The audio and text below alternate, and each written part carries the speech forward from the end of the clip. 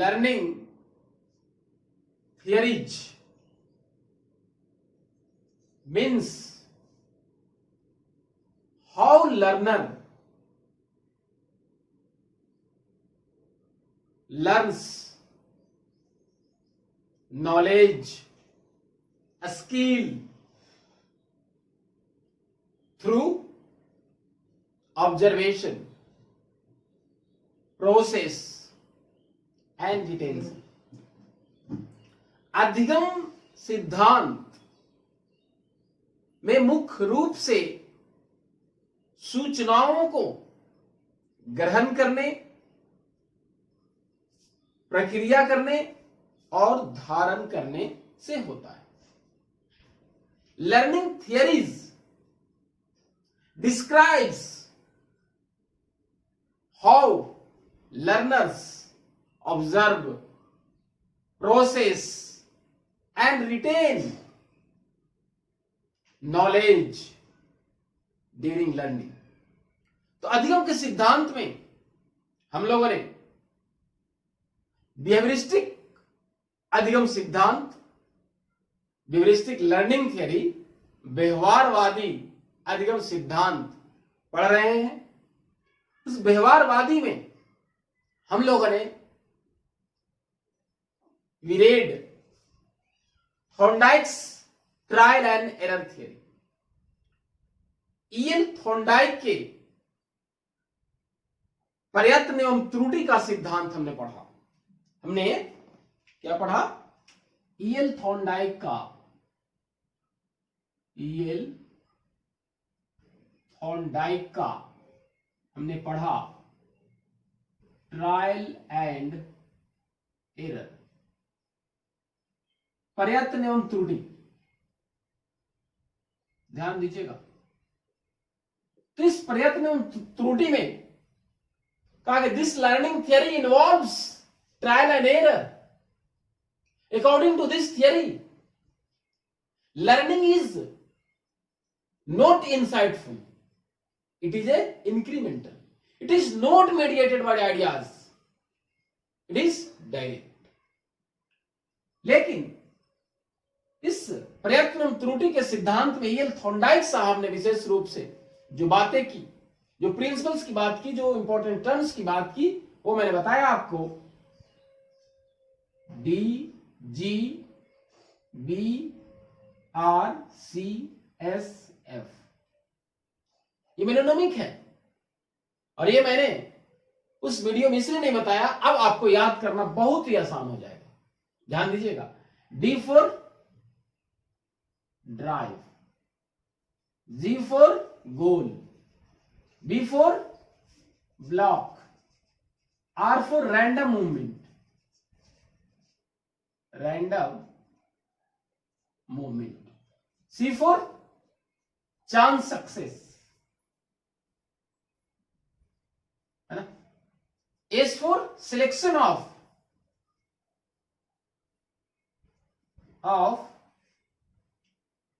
Proper movement, और A for fixation. और ये आपको याद करना बहुत ही ट्रिक्स में बता दिया आपको. और मैं बार बार कह रहा हूं, national curriculum framework 2005 said shift joyful learning from rote method. जो रटंत चला आ रहा है उससे कुछ आनंददायक, आसान बनाया जाए. तो मैंने आपको ट्रिक्स के आधार पर बताया है. और मैंने बता ही दिया था आपको कि थॉर्नडाइक टी और ये he gave trial and error. तो ये मैंने आपको मेनोनिमिक बता दिया, जो मैंने कहा कि अभी हम लोग जस्ट ईएल थॉर्नडाइक को पढ़े हैं और इसलिए ज्यादा जरूरी है. और मैं फोकस कर रहा हूं कि ज्यादा इसी पे बेस्ड है सारे learning theory, based all learning theory. सभी अधिगम के सिद्धांत इसी पे आधारित हैं. इसलिए शिक्षा के क्षेत्र में, अधिगम के क्षेत्र में हमारा एडवर्ड ली थॉर्नडाइक बहुत इंपॉर्टेंट है. लेकिन अब जो हम लोग दूसरा लर्निंग थियरी पढ़ने जा रहे हैं, तो देखिए लिखा है यहां पे कंडीशनिंग लर्निंग थियरी, हिंदी इधर है अनुबंधन सिद्धांत। अब ये अनुबंधन जो हम लोग देखें कैसे होती है, ये थोड़ी सी इसको हम हटा दें। अब हम चलते हैं इस कंडीशनिंग थियरी में। अब ध्यान से देखिएगा इसको, ये जो हमारा कंडीशनिंग है C4 क्या है, ध्यान दीजिएगा। C4 क्लासिकल कंडीशनिंग, शास्त्रीय अनुबंधन, शास्त्रीय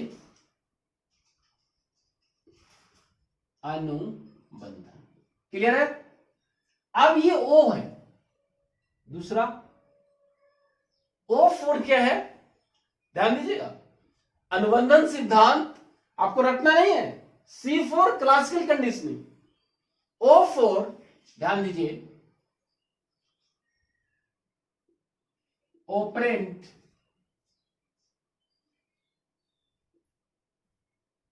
कंडीशनिंग, इसका हिंदी है क्रिया प्रसूत अनुबंधन। ध्यान दीजिए मैंने क्या कहा, C4 classical, O4 operant conditioning, दो हमको पढ़ना है। तो ये हमारा जो कंडीशनिंग थियरी है ये हमारा दो हो भी गया, रटने की जरूरत भी नहीं है। अब आगे चलते हैं कि जो हमारा क्लासिकल कंडीशनिंग है, मैंने बताया था आपको, क्यों अभी ईएल थॉर्नडाइक की चर्चा मैंने किया, ध्यान दीजिए। ईएल थॉर्नडाइक में मैंने कहा था सेकेंडरी लॉ, ध्यान दीजिए कि मैंने कहा था लॉ ऑफ एसोसिएटिव शिफ्टिंग, कहा था मैंने कि लॉ ऑफ एसोसिएटिव शिफ्टिंग ही आगे चल के क्लासिकल कंडीशनिंग हुआ। इसीलिए मैं बार बार कह रहा हूं कि सीटेट हो या टीचिंग एप्टीट्यूड हो, लर्निंग के क्षेत्र में ईएल थॉर्नडाइक का बहुत इंपॉर्टेंट है। तो अब चलते हैं हम लोग क्लासिकल कंडीशनिंग, ये दिया गया आईपी पावलोव, पूरा नाम है इनका इवान पेट्रोविच पावलोव, क्लियर है। ये रशियन, ध्यान दीजिएगा, ये रशियन साइकोलॉजिस्ट। और अब हम बात करें इसकी थोड़ी ऑपरेंट कंडीशनिंग, तो सबसे पहले हम आपको बता दें ऑपरेंट मीन्स होता है एक्टिव, क्या होता है, मीन्स एक्टिव मतलब सक्रिय, और ये बहुत बड़ा रटना ना पड़े इसी को ध्यान रखिएगा।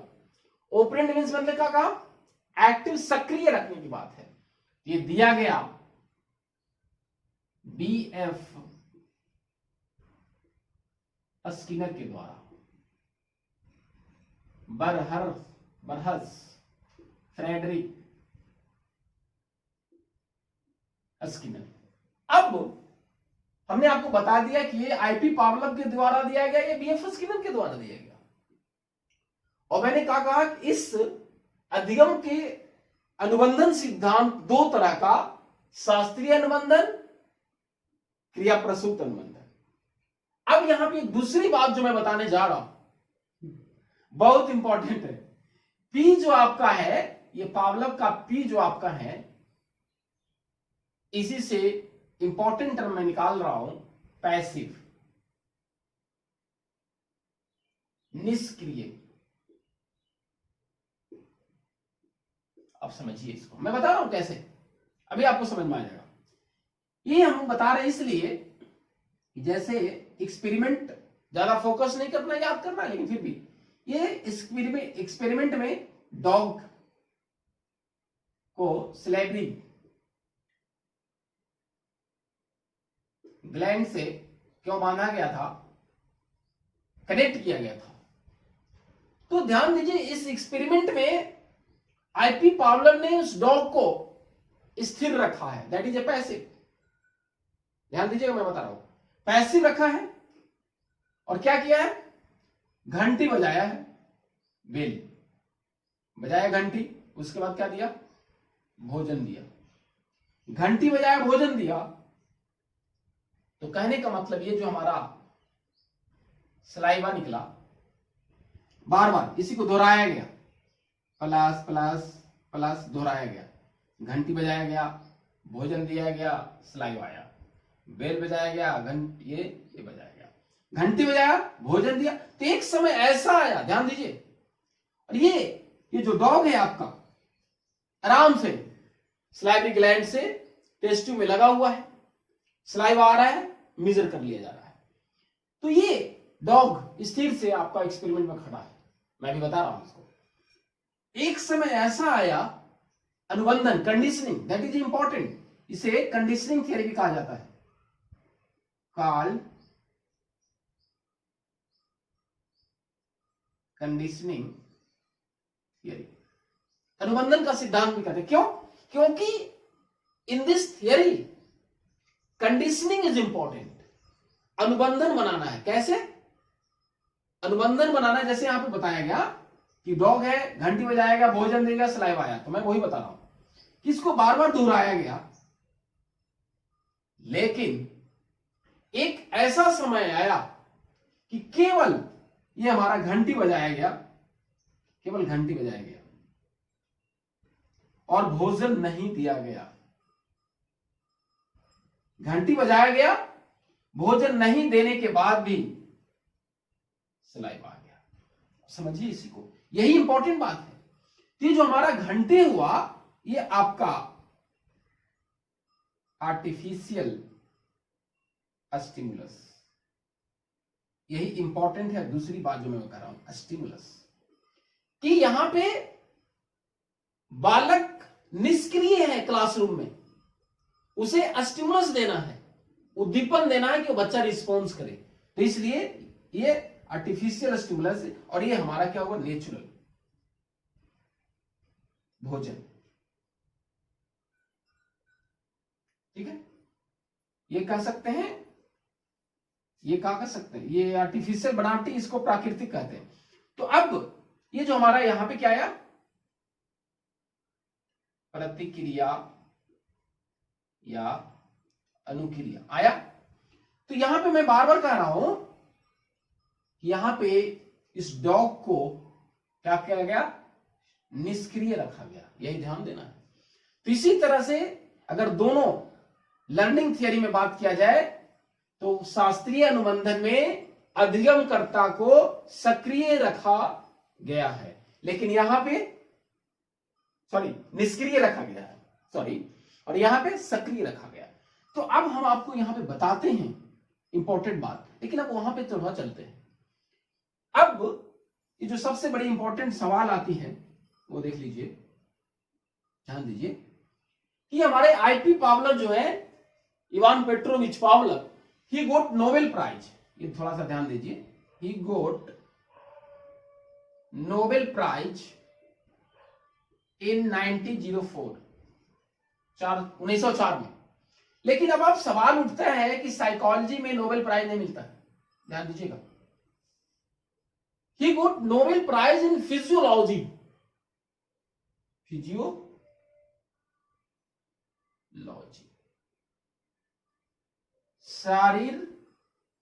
शरीर विज्ञान,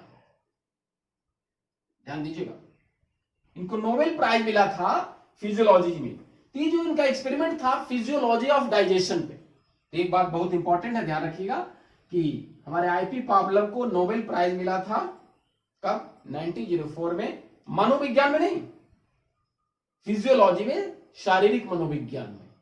आ रही बात समझ में? अब यहां पे बात करें, अब मैंने कहा कि क्रिया प्रसूत अनुबंधन में बालक को क्या करना है, लर्नर जो यहां पे है एक्टिव है,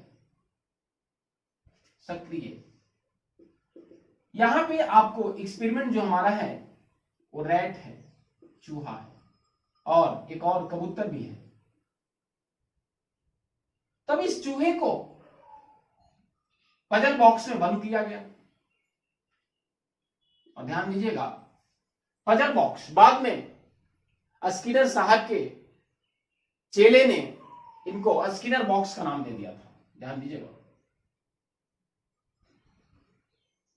यहां भी मैंने बताया ना, यहां पे जब पजल बॉक्स में रैट को, चूहे को बंद किया गया तो स्वाभाविक है कुछ हलना कूदना हुआ। उसके बाद वो लीवर को, पजल बॉक्स में लीवर को दबाना सीख गया। या दूसरे एक्सपेरिमेंट में चूहे को इस तरह से कनेक्ट किया गया था कि उसके रिस्पॉन्स को ग्राफ के द्वारा रिप्रेजेंटेशन हो रहा था। ध्यान दीजिएगा, तो ज्यादातर टीचिंग एप्टीट्यूड में यही पूछता है किस एक्सपेरिमेंट में, किसमें, लर्निंग थियरी में किस में किया गया। तो यहां पे हम बात कर रहे हैं कि अधिगमकर्ता को सक्रिय रखा गया है और सक्रिय रखकर इसे रिस्पॉन्स की बात है, रिस्पॉन्स अनुक्रिया करवाने की बात है। अब देखिए, अब यहां पे मैंने कहा था कि हमारा एस है, स्टिमुलस इंपॉर्टेंट है क्योंकि बालक निष्क्रिय स्टिमुलस पेश कर रहे हैं, तो इसलिए इस थियरी को हमारा जो है ये कहा जाता है एस टाइप। ध्यान दीजिएगा, और इसे कहा जाता है आर टाइप लर्निंग थियरी। तभी हमने क्या कहा कि अब ये जो ऑपरेंट कंडीशनिंग में क्रिया प्रसूत के सिद्धांत में मैंने कहा कि ये चूहे को बंद किया गया और वो लिवर को दबाना सीख लिया, एक्टिव रहा और बाहर में आके उसको भोजन मिला। यहां पे भी कुत्ते को क्या मिला था? मीट पाउडर रखा हुआ था बाहर में, जब भी भोजन के रूप में मीट पाउडर दिया गया, और यहां पे चूहे को दाना इस तरह से था। तो अब सवाल जो इंपॉर्टेंट बात आ रही है, समझिएगा, मैंने कहा कि अनुबंधन सिद्धांत 2, शास्त्रीय अनुबंधन क्रिया प्रसूत। शास्त्रीय अनुबंधन में पी से पावलम में मैंने कहा कि बालक को सक्रिय रखा गया है,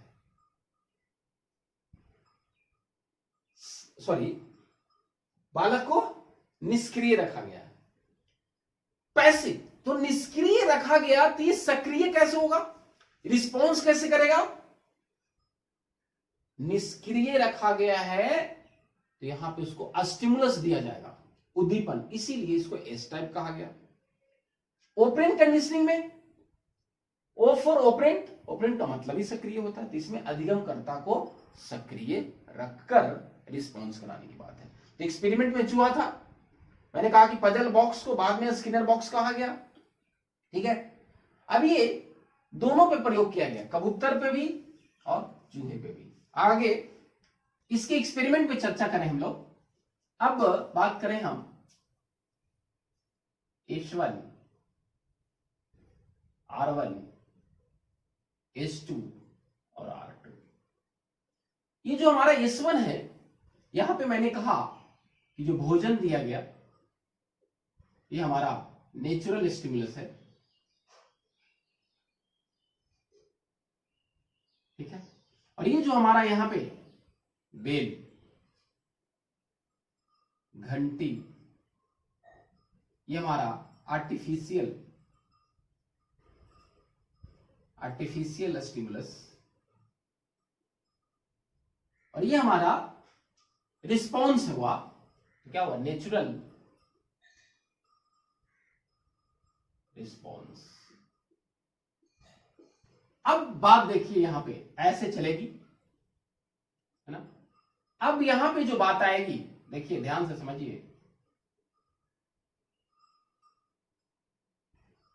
और ये चलेगा, सॉरी, R2। कहने का मतलब ये जो हमारा है यहां पे सचेत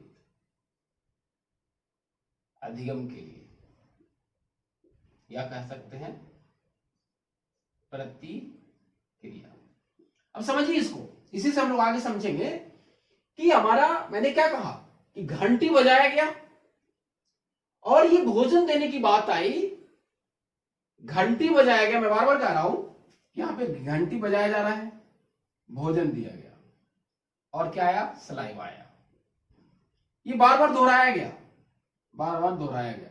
लेकिन एक समय ऐसा आया कि केवल घंटी बजने से भोजन नहीं दिया गया और सलाइवा आ गया। यहीं से समझना है, यहीं से हमारा शैक्षिक निहितार्थ, एजुकेशनल इंप्लीकेशंस, शैक्षिक निहितार्थ। अब इस शैक्षिक निहितार्थ के पहले थोड़ी सी हम अगर बात करें, ये जो हमारा एक्सपेरिमेंट हटा देते हैं हम आपको, देखिए। अब जैसे इसमें आईपी पावलोव के द्वारा इस अनुबंधन सिद्धांत, मैंने कहा यहां कैसे होगा, लर्निंग बाय, कैसे होगा, लर्निंग बाय कंडीशनिंग। ध्यान दीजिएगा इसको, अनुबंधन के द्वारा सीखना, अनुबंधन के द्वारा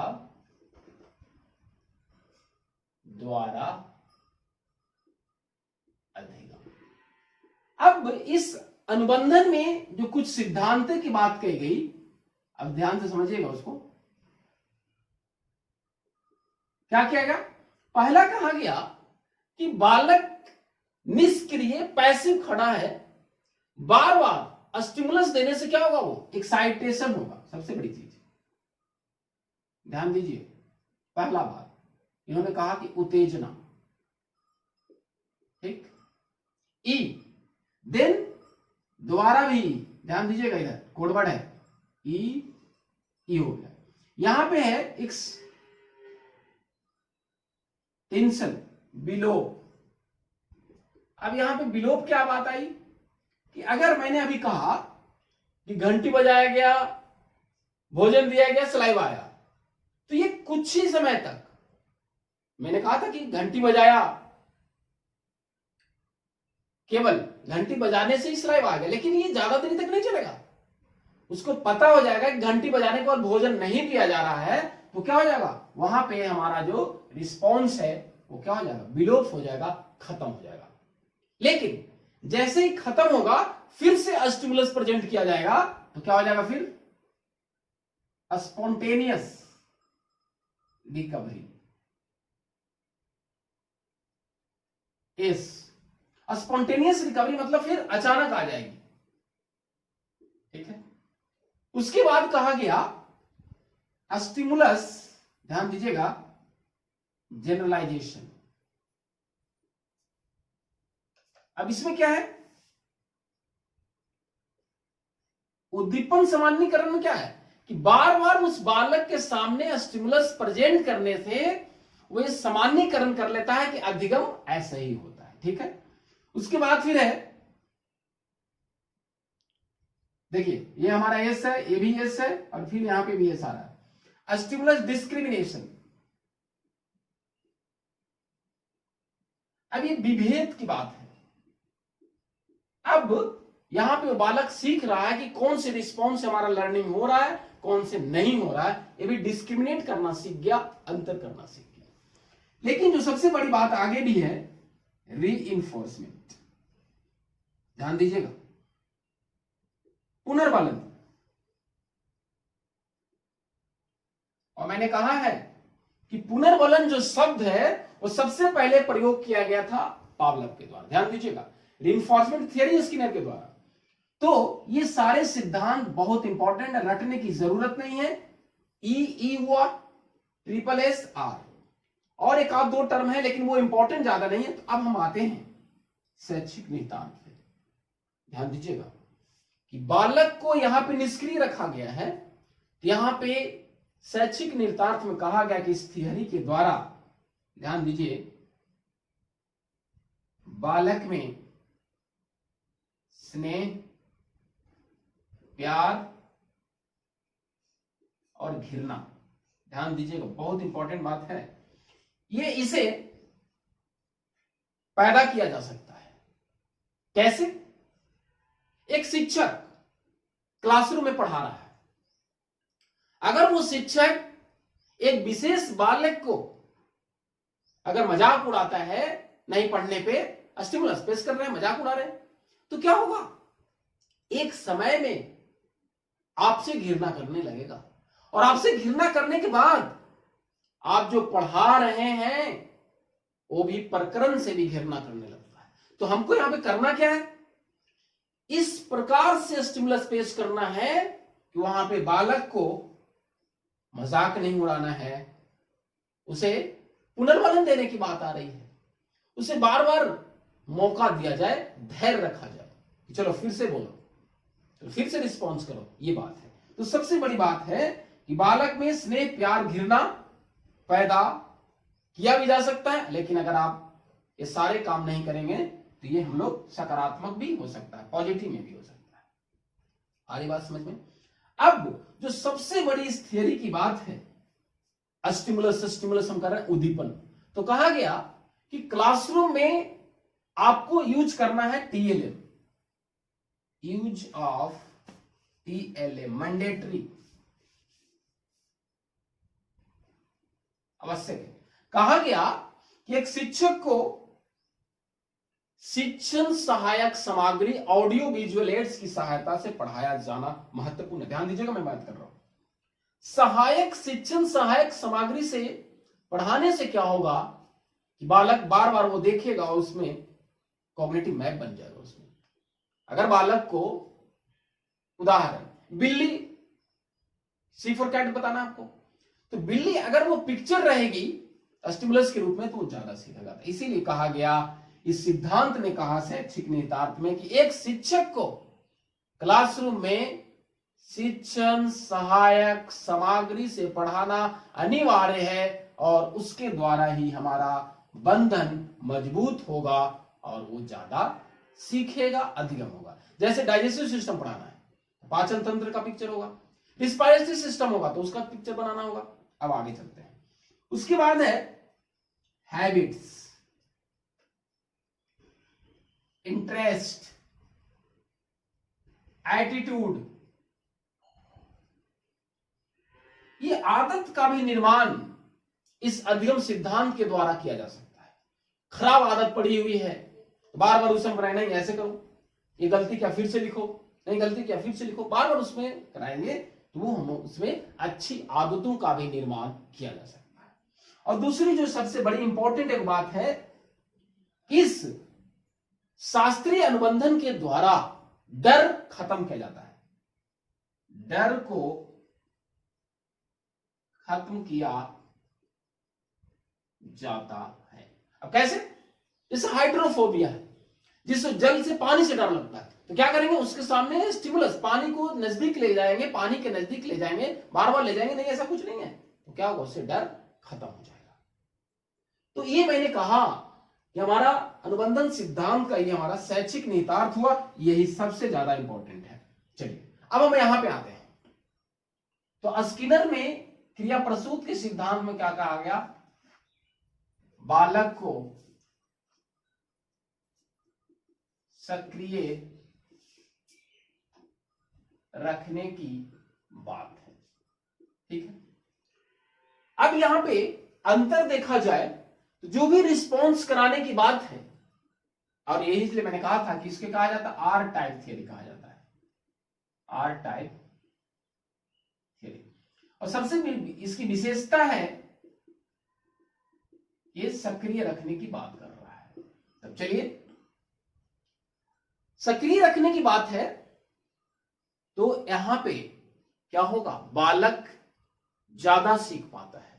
और सक्रिय कैसा रहेगा, यहां पे भी रीइंफोर्समेंट की बात है, पुनर्बलन। अब ये पुनर्बलन जो देने की बात है, बालक को सक्रिय रखना है और यहां पे पुनर्बलन देना है, ठीक है। ये पुनर्बलन देने की बात हम बता रहे हैं आपको, बहुत ध्यान समझिएगा। रिइंफोर्समेंट जो यहां पे बात है दो तरह का है। पहला एक है कंटिन्यूअस और दूसरा है डिसकंटिन्यूअस। इसको कहते हैं पार्शियल भी कहते हैं, आंशिक, ध्यान से समझिएगा इसको। और ये हमारा सतत। अब यहां पे कहा गया कि बालक को सक्रिय रखना है, तो यहां पे कहा गया कि बालक के द्वारा रिस्पॉन्स किया जा रहा है और कंटिन्यू रिस्पॉन्स, ये रीइंफोर्समेंट देने की बात है। सतत पुनर्वलन, सतत पुनर्वलन देने की बात। लेकिन वो पार्शियल रीइंफोर्समेंट में कहा गया कि कुछ अनुक्रिया करने के बाद भी नहीं भी दिया जाएगा, लेकिन एक विशिष्ट प्रकार की अनुक्रिया के बाद, विशिष्ट अनुक्रिया, विशिष्ट अनुक्रिया किए जाने पर। तो अब लग रहा होगा आपको कि एक लगातार देना किए जा रहा, बार बार हम रीइंफोर्समेंट दे रहे हैं, तो वो कंटिन्यूअस ज्यादा इंपॉर्टेंट नहीं होता है। ज्यादा इंपॉर्टेंट क्या होता है? Discontinuous partial. ध्यान रखिएगा। और ये क्वेश्चन जो है हमारा, ये पूछा जाता है, बता रहा हूं आपको, यूजीसी नेट में भी सवाल बहुत पूछा जाता है, सीटेट में पूछा ही जाएगा, और आपका टीचिंग एप्टीट्यूड में ये बहुत इंपॉर्टेंट सवाल है। मैं बताने जा रहा हूं इसको। मैंने क्या कहा कि बालक को सक्रिय रखने के लिए कंटिन्यूअस, डिसकंटिन्यूअस, लेकिन लगातार देने से बालक आगे चल के नहीं सीख पाता है। तो यहां पे कहा गया कि जो बहुत अप्रोप्रिएट रिस्पॉन्स है, समुचित प्रकार का रिस्पॉन्स है, प्रतिक्रिया है, तब उसे हम पुनर्वलन दिया जाए। तो ये जो हमारा पार्शियल रीइंफोर्समेंट होता है, ये इसके प्रकार होते हैं। अभी हमने कहा कि partial reinforcement is greater than continuous reinforcement.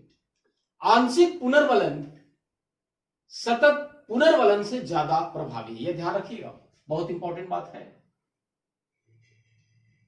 मैंने कहा आंशिक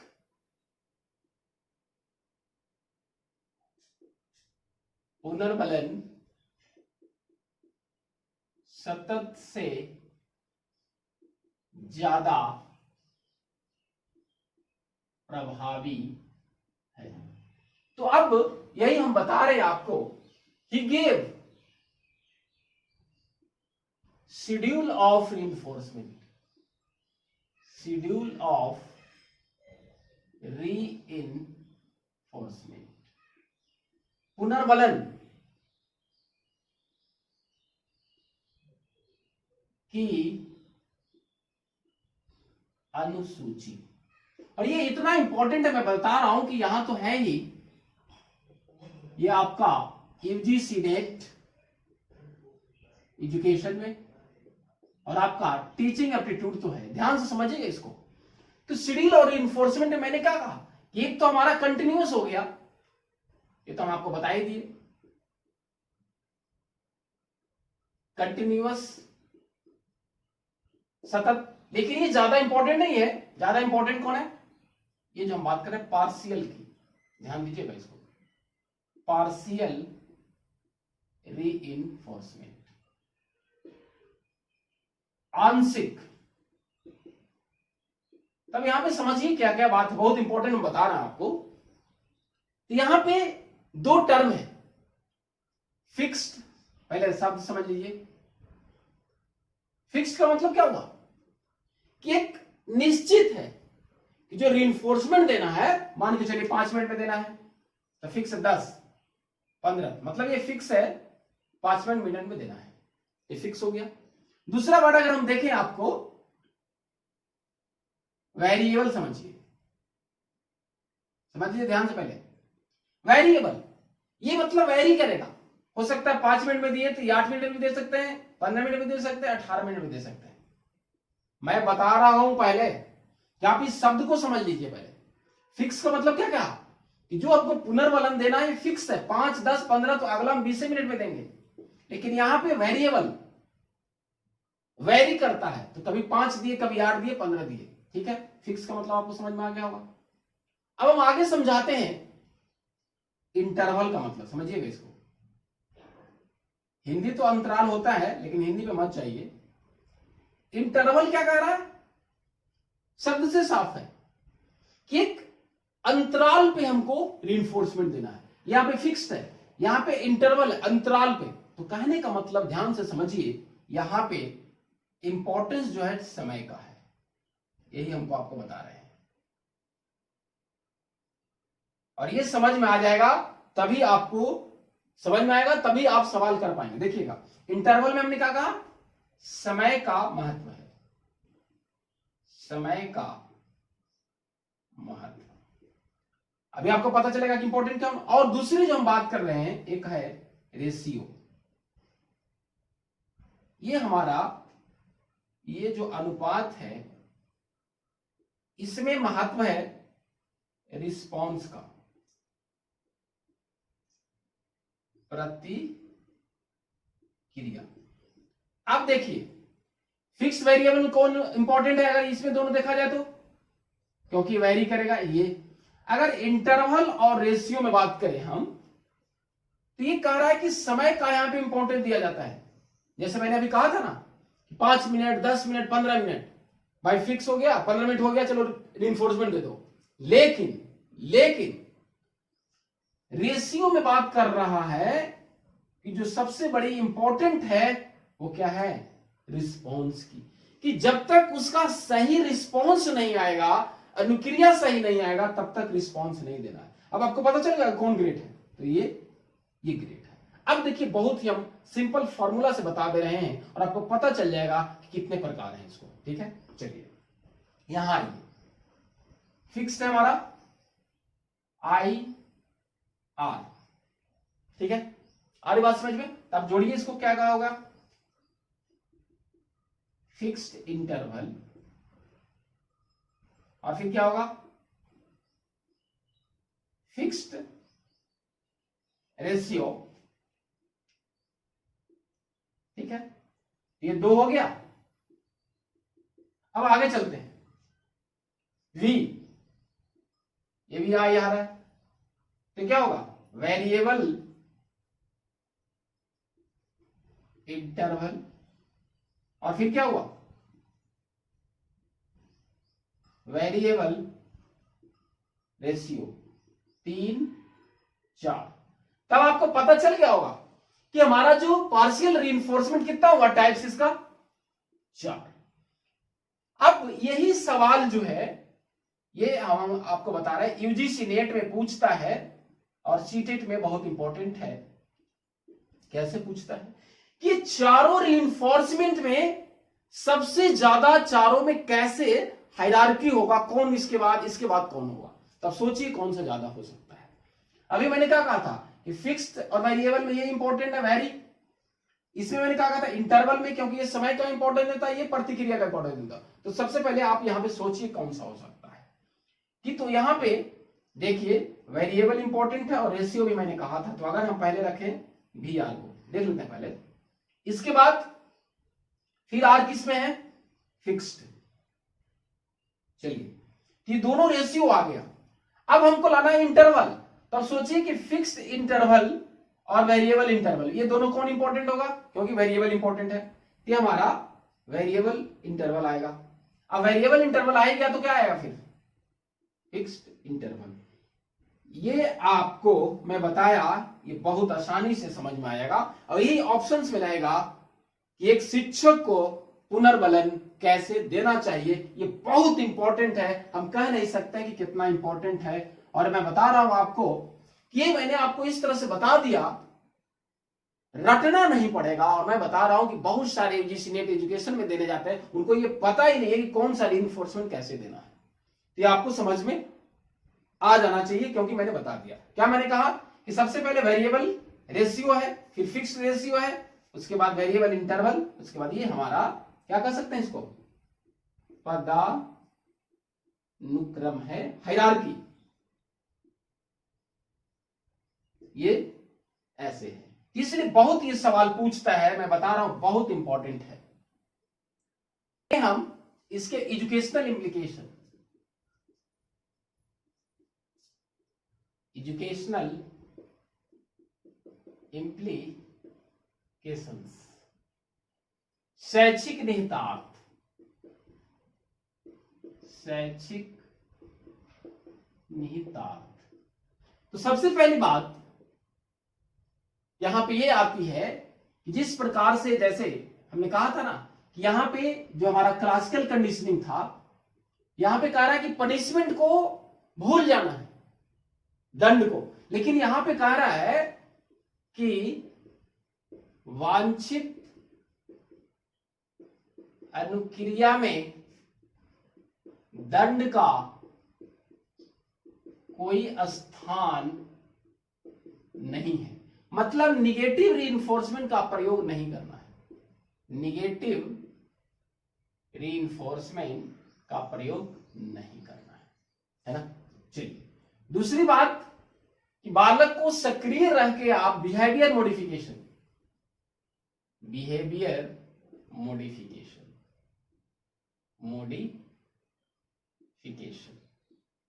व्यवहार परिमार्जन। व्यवहार परिमार्जन तभी आएगा जब वो बालक सक्रिय रहेगा, बोलेगा, रिस्पॉन्स करेगा, और फिर उसके रिइंफोर्समेंट के द्वारा, पुनर्बलन के द्वारा उसे हम सही अनुक्रिया सिखाएंगे। तो यहां पे मैंने क्या कहा, पुनर्बलन जरूरी है, यहां भी रिइंफोर्समेंट, और रिइंफोर्समेंट कैसा, पॉजिटिव, ठीक है। उसके बाद ये जो हमारा क्रिया प्रसूत अनुबंधन का सिद्धांत है, जो शिक्षा जगत में सबसे बड़ा जो प्रयोग किया जाता है, वो हमारा है प्रोग्राम्ड इंस्ट्रक्शन या लर्निंग। अभिक्रमित अनुदेशन या सीखना या अधिगम। ये अभिक्रमित अनुदेशन में है क्या? तो इस अभिक्रमित अनुदेशन भी जो है ये क्रिया प्रसूत के सिद्धांत पर आधारित है। क्या भाई? तो यहां पे कहा गया कि पुनर्बलन इंपॉर्टेंट है, पुनर्बलन। उसके बाद क्या करना, बालक को सक्रिय रखना है, ये भी इंपॉर्टेंट है। उसके बाद क्या है, जब सक्रिय रहेगा तो अपनी गति से सीखेगा, स्वयं की गति से अधिगम, और ये पुनर्बलन के साथ फीडबैक भी जरूरी है। तो क्या कहने का मतलब हुआ कि अभिक्रमित अनुदेशन क्रिया प्रसूत के सिद्धांत पर आधारित है। तो यहां पे पुनर्बलन और पृष्ठ पोषण दोनों जो है कैसा देना, तत्कालिक रूप से देना है, तत्कालिक। जैसे ही रिस्पॉन्स उसका सही होता है उसको रीइंफोर्समेंट दिया जाएगा। और मैंने पार्शियल में कहा कि जो अप्रोप्रिएट रिस्पॉन्स आएगा, तो अभिक्रमित अनुदेशन में मैंने कहा कि ये पुनर्बलन तो दिया जाता है, लेकिन किया क्या जाता है, ये बीएफ स्किनर ही इसके खोज हैं शिक्षा जगत में लाने का श्रेय। तो अभिक्रमित अनुदेशन में होता क्या है, यहां पे कहा कि बालक को अगर सक्रिय रखना है, शैक्षिक निहितार्थ सबसे बड़ा कि बालक को अगर सक्रिय रखना है तो शिक्षण सामग्री को छोटे छोटे कंटेंट में बांटा जाए। ध्यान दीजिए, शिक्षण सामग्री को छोटे छोटे पदों में बांटकर, टीचिंग मटेरियल को छोटे छोटे पदों में क्रमबद्ध रूप से अगर बांट के पढ़ाया जाए, क्योंकि एक बार अगर दे दे तो बोझ हो जाता है, इसलिए शिक्षण सामग्री के कंटेंट को छोटे छोटे में बांटना है। ये कौन सिखलाता है, अभिक्रमित अनुदेशन सिखलाता है। और अभिक्रमित अनुदेशन हमने क्या कहा, किसके द्वारा दिया गया है, बीएफ स्किनर के द्वारा दिया गया। ठीक है, तो अब मैंने कहा कि क्रिया प्रसूत का सिद्धांत बीएफ स्किनर के द्वारा दिया गया। तो शैक्षिक निहितार्थ में हमने कहा कि पुनर्बलन देना है, लेकिन निगेटिव नहीं देना है। व्यवहार का परिमार्जन इससे बहुत बड़ी चीज है। और मैंने सबसे बड़ी बात कहा कि इनके द्वारा अभिक्रमित अनुदेशन दिया गया।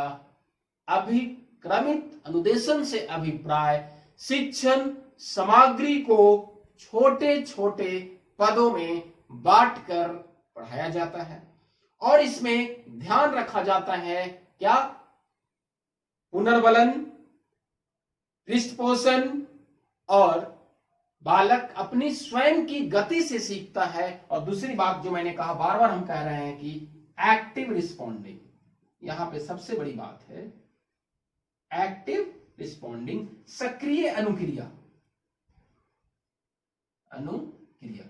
तो कंक्लूजन बातें निकल के आई, ध्यान से समझिए।